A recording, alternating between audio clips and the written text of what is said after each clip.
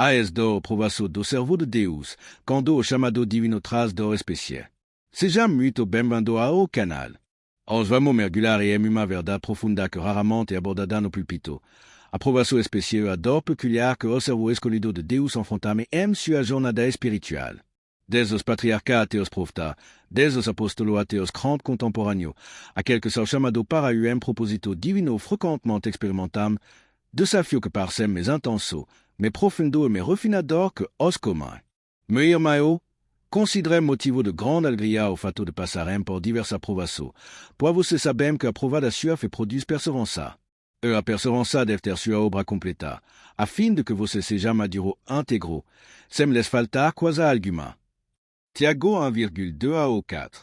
Neste vídeo, vamos explorar detalhadamente as principais provações que os escolhidos de Deus enfrentam, apoiado exclusivamente em exemplo bíblico que demonstram como o Senhor USA está dor para formar, transformar ou preparar aquele que ele chama para propósito especial.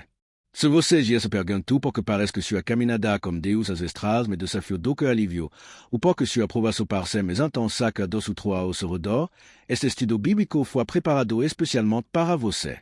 Acompanhe até o final para descobrir o propósito divino por trás dessa dor como os grandes homens mulheres de Deus na Bíblia superaram, permanecendo fiéis ao chamado. Antes de começarmos, não se esqueça de ativar o sininho de notificação e se inscrever no canal para receber mais conteúdo bíblico profundo como este. Vamos juntos desvendar os mistérios do reino. Primeira provação, a rejeição. A primeira e talvez mais dolorosa provação que os escolhidos de Deus enfrentam é a rejeição. Como Jesus mesmo advertiu com clareza em João 15,18 ao 19. Se o mundo vos odeia, sabe que a mim me odia primeiro. Se vos fosse do mundo, o mundo amaria o que era seu. Mas, porque não sou do mundo, antes vos escolhi do mundo, por isso o mundo vos odeia. Esta rejeição não vem apenas de inimigo ou desconhecido, mas frequentemente daquele mais próximo, familiar, amigo e até companheiro de fé.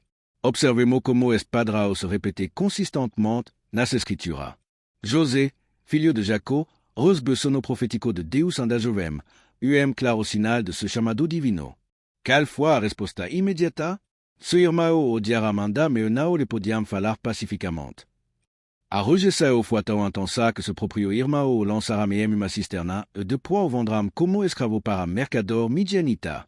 Seu próprio pai, Jacob, duvidou inicialmente de seu sono profético. Que sono é esse que tiveste? Acaso viremos, e tu amai, e teu irmão, a inclinar-nos perante na terra. Moisés, libertador escolhido por Deus, experimentou rejeição de seu próprio povo quando tentou ajudá-los pela primeira vez, quem te constitue o princípio juiz sobre nós. Mesmo depois de ser comissionado por Deus, enfrentou rejeição contínua, e murmuraram contra Moisés Arão no deserto. Os israelitas chegaram a querer apedrejá-lo em várias ocasiões. O profeta Jeremias enfrentou tal rejeição por causa de sua mensagem que chegou a ser jogado em uma cisterna de lama, abandonado para morrer. Antes disso, ele lamentou, tornei-me objeto de riso todo o dia, cada de les zombar de mim. Os líderes religiosos de sua época tentaram matá-lo por proclamar a mensagem de Deus. Samuel, juiz e profeta fiel, foi rejeitado pelo povo quando ele exigira rei. Não foi a ti que rejeitaram, mas a mim, para não reinar sobre ele. Mesmo depois de anos de serviço fiel, o povo viu-se contra sua liderança. E o que dizer de Jesus, nosso Salvador? Em sua própria cidade natal de Nazaré, ao proclamar sua missa divina na sinagoga, todos na sinagoga ficaram furiosos. Levantaram-se, expulsaram-no da cidade e levaram até ao cimo do monte sobre o qual a cidade estava construída, a fim de atirar-lo do precipício. Seu próprio irmão não cria nele. A autoridade religiosa o chamaram de endemoniado. Até mesmo o povo a quem veio salvar gritou: Crucifica-o, crucifica-o. Esta rejeição, embora dolorosa, tem propósito divino profundo. Ela separa o servo de Deus das expectativas mundanas e das influências que poderiam afastá-lo de sua missão. Como o fogo separa o ouro das impurezas, a rejeição separa o servo de Deus dos laços terrenos que poderiam comprometer seu propósito celestial. Como diz o salmista, ainda que meu pé minamai me abandonem, o Senhor me acolherá. Esta verdade ecoa no coração dos escolhidos quando todos outros rejetam, Deus acolhe. Quando toda a porta se fecham, Deus abruma janla. Quando todos afastam, Deus se aproxima. A rejeição também desenvolve no cerveau de Deus uma identidade firmada não na aprovação humana, mas no chamado divino. Paulo declarou: acaso procuro eu agora a aprovação dos homens ou a de Deus? Ou estou tentando agradar a homem? Se eu ainda estivesse procurando agradar a homem, não seria servo de Cristo.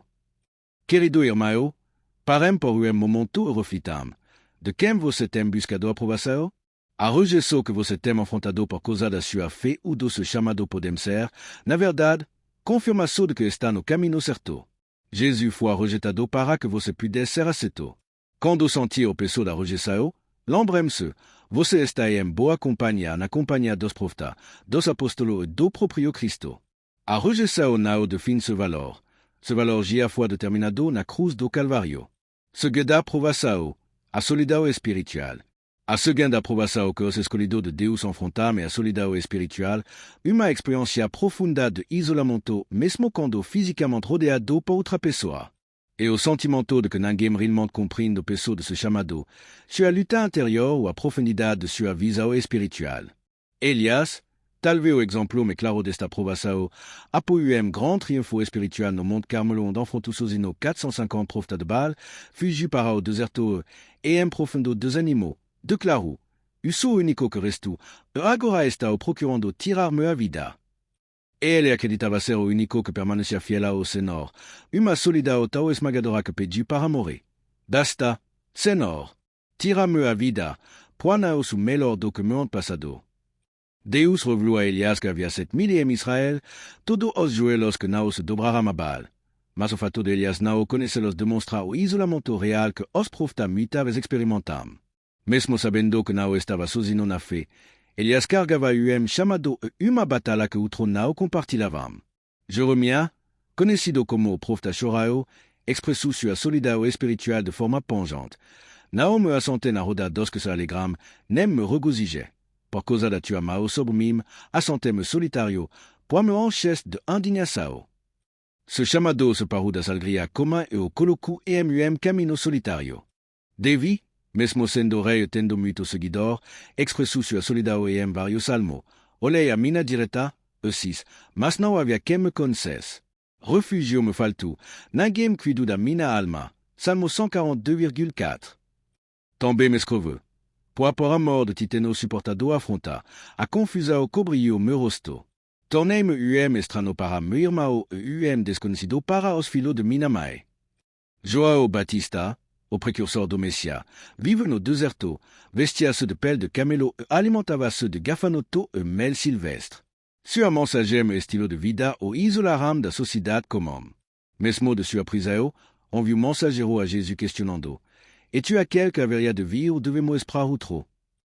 Momento de dúvida solitária para o homem que havia proclamado Jesus como o Cordeiro de Deus. Jesus, nosso Senhor, experimentou o hoje da solidão espiritual. No Getsemani, carregando o peso da redenção do mundo, pediu a seu discípulo me próximo: a minha alma está profundamente triste até a morte. Fique aqui e vigie comigo. No entanto, ela adormecera, incapaz de compartilhar sua agonia. Jesus retornou e perguntou: não pudes vigiar comigo nem uma hora? Na cruz, veio o momento de maior solidão quando clamou: Deus me, por que me desamparaste? Uma experiência de solidão tão profunda que transcende nossa compreensão, quando o Filho sentiu a separação do Pai. O apóstolo Paulo também conheceu esta solidão. E em ce momento mais difícil, declarou: na minha primeira defesa, ninguém me assistiu, en todo me desampararam. Mesmo sendo o grande apóstolo dos gentios, muitas vezes enfrentou a rejeição e a solidão. Já não é Apolo, nem Paulo, mas Deus quem dá o crescimento? Assim, nem o que planta é alguma coisa, nem o que rega, mas Deus que dá o crescimento. Talvez você esteja assistindo a este vídeo com lágrimas no olho, pensando: é exatamente assim que me sinto. Essa solidão que você experimenta, quando parece que ninguém realmente entende o que Deus colocou em seu coração, não é abandono divino, é chamado para uma profunda intimidade. Os momentos mais solitários frequentemente se tornam os encontros mais significativos com Deus. Quando todos outros estão dormindo, como os discípulos no Getsemani, e sua oportunidade de vigiar como Cristo. Sua solidão pode ser o abraço oculto de Deus, preparando para o propósito que o troanda não podem ver. Terceira aprovação, o conflito anterior. A terceira aprovação é o conflito anterior entre o espírito e a carne, uma batalha incessante que todo o cerveau de Deus experimentamos com intensidade particular. Enquanto o mundo pode viver em relativa paz como sua natureza carnal, aquele que recebamos o espírito de Deus sentem agudamente esta guerra anterior. Paulo, dos maiores apóstolos, descreve vividamente esta luta em Romanos 7,15 ao 24. Não entendo o que faço. Pois não faço o que quero, mas o que odeio. Se que mim, isto é, na minha carne, não habita bem nem nome. Pouco querer o bem está em mim, mas não consigo realizá-lo. Pois não faço o bem que quero, mas o mal que não quero. Este faço. Desgraçado o mesmo que isso. Quem me libertará do corpo sujeito a esta morte? Este não era o novo convertido falando, mas o apóstolo maduro que plantou a igreja, escreveu grande parte do Novo Testamento e experimentou o terceiro seio. Mesmo assim, é l'essentiel esta guerra anterior com tremenda intensidade. E em Galatas 5,17, Paulo explicou a fonte desse conflito. Porque a carne luta contra o espírito contra a carne, e se opõe um ao outro, para que não faça o que quer. Esta batalha não significa fracasso espiritual, pelo contrário, é evidência da presença do Espírito Santo no cerveau de Deus. O rei Davi, o mesmo segundo o coração de Deus, caiu em pecado como Batseba depois expressou sua angústia anterior no Salmo 51. Cria em mim, o Deus, coração puro, e renova em mim espírito reto. Ce clamor revela a profunda consciência de sua natureza pecaminosa, uma sina iniquidade e pecado me consbe minamai. Pedro, o apóstolo que caminhou sobre a águas como Jesus foi chamado a pedra, negou-se notre vez. O conflito entre de ces sincero de ser fiel, ainda que todos se escandalizem, não me escandalizarei. Matthieu 26,33, a sua fraqueza humana resultou em lágrima amarga. Mesmo ano depois, e em Antioquia, Paulo precisou confrontar-lo por ceder ao medo dos judaizantes, mostrando que esta luta anterior persistia mesmo em apóstolo maduro. Esta batalha anterior que você enfrenta, quando seu espírito deseja orar, mas seu corpo pede descanso, quando seu coração quer perdoar, mas sua mente não consegue esquecer a ofensa, quando sua alma anseia por santidade, mas sua alma mostra fraqueza não é sinal de hipocrisia ou fracasso espiritual. É evidência de vida espiritual. A pessoa morta não sentem dor. Os que não têm o espírito não experimentam esta guerra. Sua própria luta é prova de que Deus está trabalhando em você. Como Paulo, você pode clamar, miserável mesmo que isso, quem me livrará? E então ouvir a resposta triunfante, graças a Deus por Jesus Cristo, nosso Senhor. A vitória não está em não ter conflito, mas em continuar lutando até o fim. A carta aprovação do cerveau de Deus é a renúncia, a exigência de abrir mão do desejo, sono, oportunidade a ter direito legítimo por causa do chamado divino. Esta renúncia vai muito além de abandonar pecado óbvio, on veut sacrificar coisa boa, mas que não fazem parte do plano específico de Deus. Moisés é exemplo extraordinário desta renúncia. Hébreu 1,24 ao 26 nos diz, pela fé, Moisés, quando já o mesmo feito, recusou ser chamado filho da filha de Faraó, preferando ser maltratado como povo de Deus a usufruir prazer transitório do pecado. Por amor de Cristo, considerou sua desonra uma riqueza maior do que os tesouros do Egito, por contemplava a sua recompensa. Moisés renunciou à posição de princípio do Egito, riqueza, poder, prestígio, conforto por causa de ce chamado. Criado na corte de Faraó, como acessou a melhor educação, ao luxo potencialmente ao trono, e ele escolheu identificar-se como povo escravo e desposado. Humanamente falando, esta escola parecia loucura. Mas Moisés observava algo que o trono ouvia. Abraão, quando chamado por Deus, teve que renunciar a sua terra. Sua parentela e a casa de seu pé. Gênesis 12:1. Já idoso, comme 75 anos, teve que abandonar tudo que era familiar e seguro para seguir uma promessa, sem saber para onde ia. Hébreu 11:8. Mais tarde, enfrentou o teste supremo de renúncia quando Deus pediu o sacrifício de seu filho amado Isaac. Gênesis 22. O apóstolo Paulo declarou, o que para mim era lucro, considerei o perda por causa de Cristo. Mas ainda, Considero-tu como perda, comparado com a suprema grandeza do conhecimento de Cristo Jesus, me senhor, por cuja causa perdi toda a coisa eu a considero como refúgio, para ganhar a Cristo. Philippiens 3, 7-8. Paulo renunció a sua reputação como fariseu respeitado, sua segurança financeira, se confortou físico, eventualmente sua própria liberdade de vida por causa do Evangelho. E ele decrece custo pessoal em 2 Coríntios 11, 23-27. Trabalhei muito, mas fui encarcerado uma vez, fui açoitado sem medida exposto a morte repetida vez, e em perigo de rio, e em perigo de assaltante, e em trabalho fadiga, e em vigilia, muita vez, e em fome sede, e em jejum, muita vez, e em frio e nudez. O que Deus tem pedido que você renuncie, um relacionamento que parece perfeito, mas não está alinhado com sua vontade, uma oportunidade profissional lucrativa, mas que compromete a sua integridade, o tempo com Deus. Sono pessoal que se torna ídolo no seu coração.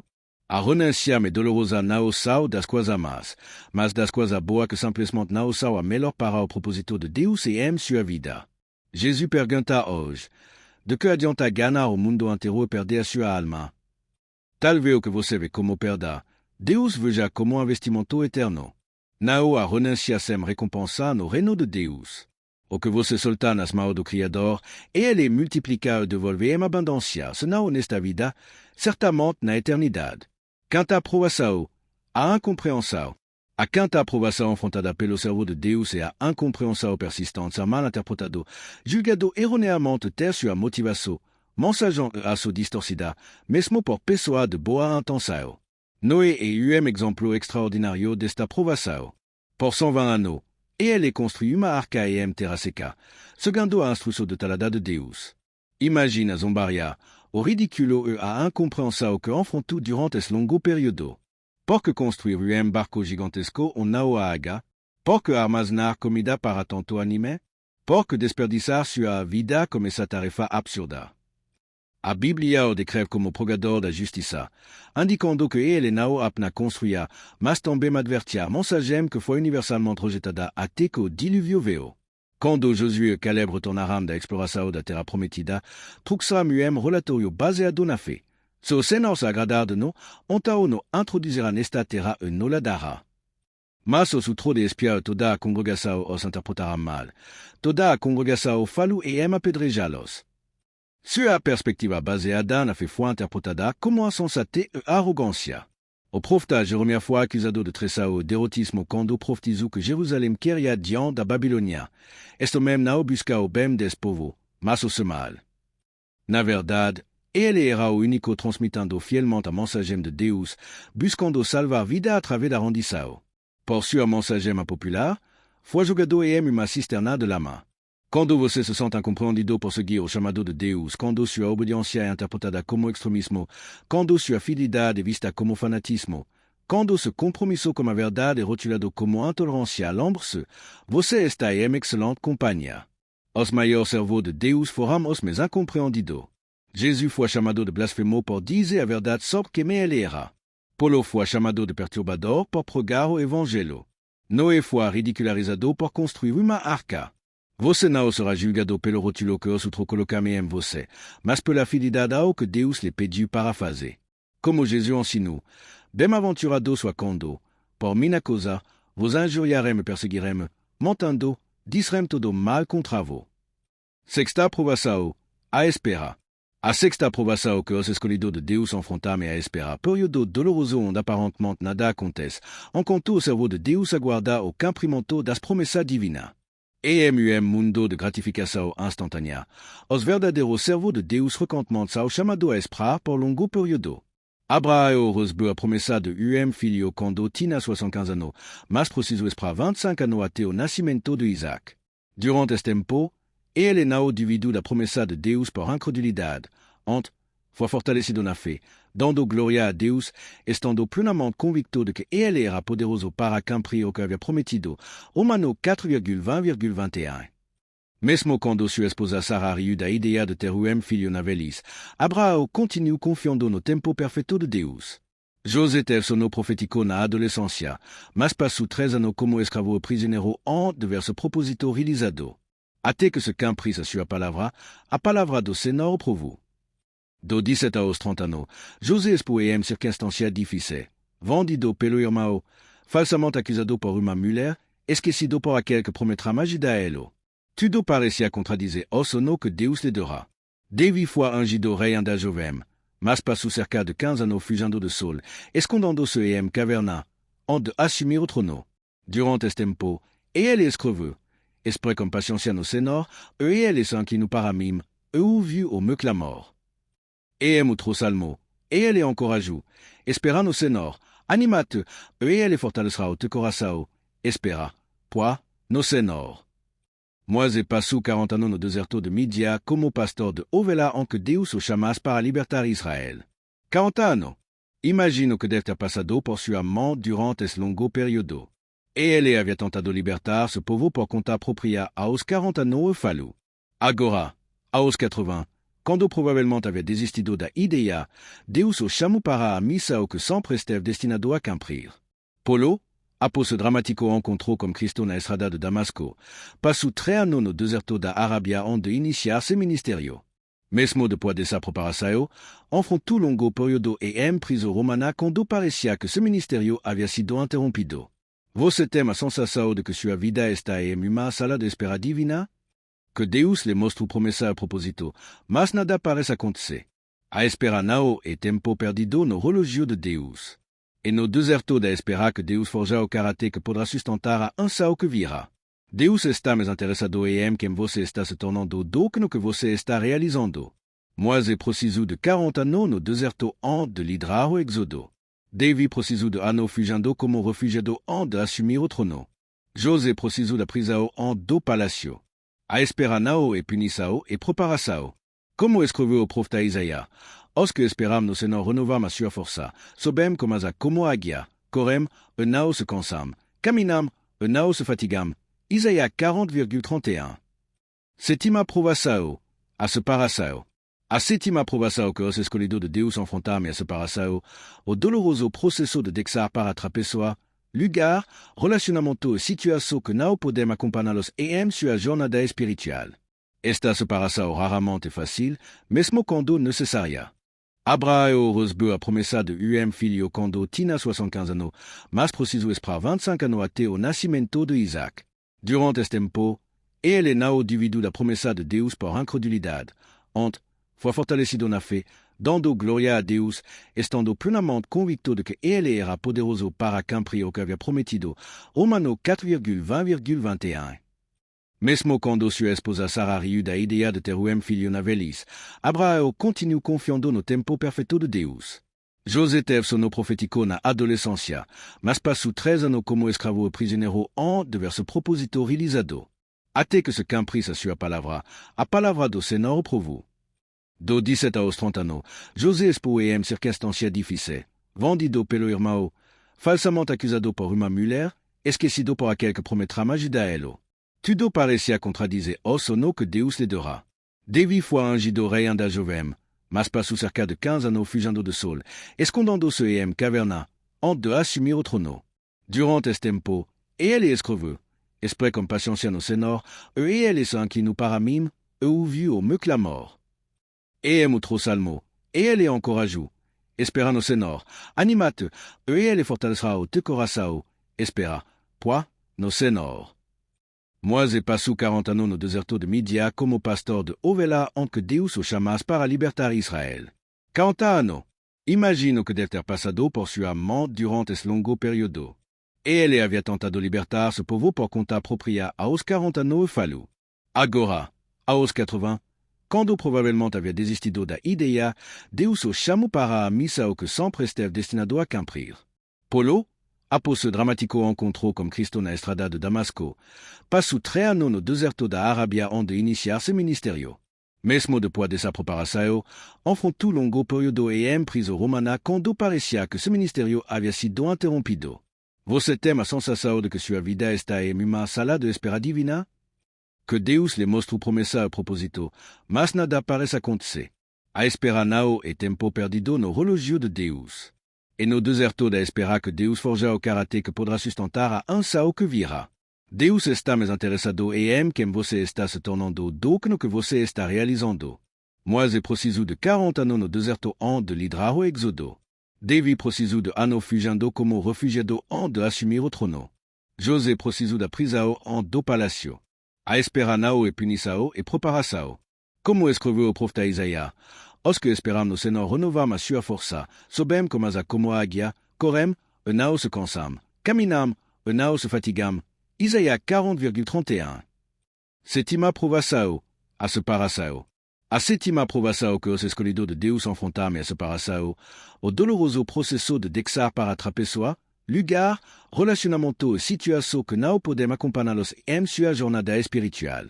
Esta separação raramente é fácil, mesmo quando necessária. Abraão recebeu a ordem clara. Se da tua terra, da tua parentela da casa de teu pé, para a terra que eu te mostrarei. E ele ter que deixar tudo que era familiar seguro para seguir uma promessa, caminhando sem saber para onde ia. Mais tarde, enfrentou a dolorosa separação de seu sobrinho e depois a andar e difícil separação de Ismael, seu primeiro filho. Ruth exemplifica uma separação voluntária e sacrificial. Ela deixou sua terra, seu povo se deu para seguir sua sogra Numi o Deus de Israel. Não me inspira que te deixes, e não me obriga a não seguir-te. Porque on quer que te forirei, on quer que pousar, ali pousarei. O teu povo será o meu povo, o teu Deus será o meu Deus. Sua disponibilidade para separar-se de tudo que conhecia a colocou na linhagem do Messia. Elias, no fim de seu ministério, teve que preparar Eliseu para substituí-lo. A separação foi tão dolorosa que Eliseu implorou repetidamente para ficar como seu mentor. Viva o Senhor e viva tua alma, que não te deixarei. Mas a separação era necessária para que Eliseu recebesse o manto e uma porção dobrada do espírito de Elias. Os discípulos, quando chamados por Jesus, deixaram imediatamente a Rhodes e o seguiram. Pedro depois declarou: eis que nos deixamos tudo e te seguimos. Esta separação inclinou a preocupação, mas também relação familiar, aspiração pessoal e segurança financeira.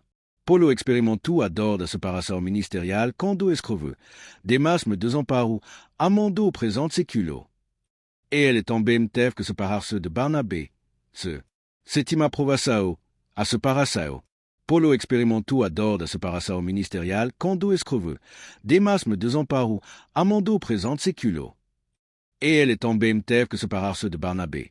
Seu companheiro de ministério apoiou uma contenda tão violenta que se separaram um do outro. Essa separação, embora dolorosa, servirá ao propósito divino de expandir o evangelho e difundir-se. Jesus ensina sobre esta separação inevitável. Se alguém vem a mim e não aborrece seu pai, a mãe, a mulher, a filho, a irmão, a irmã, e anda também a sua própria vida, não pode ser meu discípulo. Lucas 14,26. Ele não estava ensinando ódio literal à família, mas prioridade absoluta do reino sobre todos os relacionamentos terrenos. Esta separação não é abandono irresponsável, mas realinamento divino. Deus rimou certa pessoa situação para abrir espaço para seu propósito maior. Como Jesus prometeu, não há quem tenha deixado casa, o irmão, o irmã, o pai, o mãe, o filho, o campos, por amor de mim do evangelho, que não reçoit seu investimento, já neste tempo, e no mundo vindouro, a vida eterna. A separação é sua vida, aquele amigo que se afastou quando você se comprometeu profundamente com Deus, aquele relacionamento que não prosseguiu por seu valor não se alinhavam, aquela oportunidade que teve que recusar por causa de sua fé não seu acidente. Sau parte do processo divino de preparação. Alguma pessoa são destinada apenas para uma estação e sua vida. Alguma porta precisamos se fechar para que outra se abram. Alguma separação, embora dolorosa, são na verdade proteção divina contra desvio do seu propósito. Como Paulo escreveu: esquecendo-me das coisas que traficamos avançando para a que estão adiante, prossigo para o alvo. Às vezes, é necessário soltar o bom para receber o melhor que Deus tem preparado. Chegamos ao final desta jornada pela essa provação dos escolhidos de Deus. Mas qual é o propósito último de toda essa dor? Porque Deus permite, e às vezes até orquestra, essa provação na vida de seu servo escolhido? A Escritura nos revela o propósito divino por trás deste teste. Como um artista esculpe o mármore, Removendo que nao pertença obra prima, Deus ius a cada provassa para formarem noa imagem de Cristo. Porcos que dans con se tombemos prodestino para serem conforme à imagem de ce filho. Romano 8,29. Cada provação tem propósito específico. A rejeição separa o cerveau de Deus das expectativas humanas e constrói uma identidade baseada em quem ele e em Cristo, não no que outro pensam dele. A solidão espiritual desenvolve intimidade profunda como Deus ensina ao cerveau depende do PMV dos apoio humano. O conflito interior purifica a motivação, quebra o orgulho e mantém o cerveau de Deus genuinamente humilde e dependente da graça. A renúncia de sabgar o coração das coisas temporais e o orientar para o tesouro eterno, desenvolvendo o sistema de valor alinhado como reino. A incompreensão fortalece a convicção e ensina o cerveau a buscar a aprovação de Deus acima da aceitação humana. A espera desenvolve perseverança. Paciência e fé inabalável, formando caráter capaz de suportar o peso da ansiedade que virá. A separação liberta o cerveau para seguir ce chamado sem impedimento e cria espaço para a nova conexão divina que Deus trará. Como Pedro escreve, para que a prova da vossa fé, muito mais preciosa do que o ouro que perece, embora provado pelo fogo, rodando para louvor, glória e honra na revelação de Jesus Cristo. Isaías 48,19 diz, eis que te refinei, mas não como a prata, proveite na fornalha da aflição. E o Salmo 66,10 declara, Pois-tu, ó Deus, não provaste, tu não afinas como se afina a prata. Tu não puseste na rede, afligiste os nosso lombo. Fizeste como que os homens cavalgassem sobre nossa cabeça, passamos pelo fogo e pela água, mas tu não trouxeste a lugar de abundância. Este é o mistério divino das provações. Ela não só punição, mas investimento. Não só rejeição, mas preparação. Não só signe de abandono, mas signe de escola divina. Ol para os grands domaines Müller da Biblia. Todo passará por provação intensa onde entrarem ce maior propósito. José passou pela rejeição, escravidão e prisão antes de se tornar governador do Egito. Moisés passou 40 anos no deserto antes de livrar o Éxodo. David fugiu por caverna e deserto antes de assumir o trono. Paulo enfrentou a Swat, priso e naufragio antes de completar sua missão. E o próprio Jésus passou pela cruz antes da coroa, pela humilhação antes da exaltação, pela morte antes da ressurreição. A provação dos escolhidos não são acidentes, são ferramentas nas mãos do divino escultor. Querido irmão, talvez você tenha chegado a este vídeo se perguntando, por que minha caminhada com Deus parece tão difícil? Por que sinto esta dor tão intensa? Porque, quando me busco a Deus, meus desafios parecem enfrentar? Quero que você saiba, como todo o meu coração, que esta dor não são signe de abandono, são marca de escola. São a impressão digital de Deus moldando sua vida para um propósito que talvez ainda não possa ver completamente. Talvez você esteja sendo rejeitado por sua família porque escolheu seguir a Cristo com todo o coração. Talvez esteja experimentando uma solidão profunda por sua visão espiritual ve além do que outro podemos compreender. Talvez esteja lutando com conflito interior intenso, sentando-se hipócrita ou fraco por sua carne anda batalha contra seu espírito. Talvez Deus esteja pedando que você renuncie a algo que ama profundamente, relacionamento, uma carreira, sono, e isso esteja dilacerando seu coração. Talvez você seja constantemente mal interpretado, mesmo por outro crente. Talvez esteja em uma longa e dolorosa espera, clamando, atecando, Senhor. Ou talvez esteja experimentando separação dolorosa, vendo pessoas queridas se afastarem de você por causa do seu compromisso com Deus. Se você se identifica com alguma ou toda esta provação, quero que saiba. Você não está sozinho, você não está abandonado, e você não está falando. A sua lágrima não se vai. Sua noite de luta não está desposada. Sua oração não está ignorada. Seu sacrifício não está esquecido. Lembre-se das palavras de Paulo, porque nossa leve momentânea tribulação produz para nós peso eterno de glória e excelente, não atentando nas coisas que se vêem, mas nas que não se vêem. Porque que se vêem são temporais, e a que não se vêem são eternas, 2 Coríntios 4,17 ao 18. Esta aprovação são temporária, a glória é eterna. A dor são momentânea, a recompensa é permanente. O vale parte da jornada, não o destino final. Como Jesus suportou a cruz pelo gozo que lhe estava proposto, você também pode perceber nesta aprovação pela certeza do que Deus está preparando através de lá. O mesmo Deus que permitiu a fornalha de aflição está com você no meio do fogo, como estava com Sadraque, Mesaque e Abednego. E ele trará você para fora, sem nem mesmo o cheiro de fumaça, mas como testemunho que glorificará seu nome. Nas palavras do apóstolo Pedro, Amado, não estranha a ardente prova que vem sobre vous para vous tentar, como se coisa estranha vos acontecesse, mas alegrez-vous no fato de ser participante das aflições de Cristo, para que também na revelação da sua glória vous regozije alegre. Você não está apenas sofrendo, você está sendo formado, moldado e preparado para propósito eterno. Dia, talvez não nesta vida, mas certamente na eternidade, você olhará para trás e dirá, valeu a pena. Cada lágrima, cada rejeição, cada renúncia, cada momento de espera, tudo valeu a pena por este momento. Continue firme, escolhido de Deus.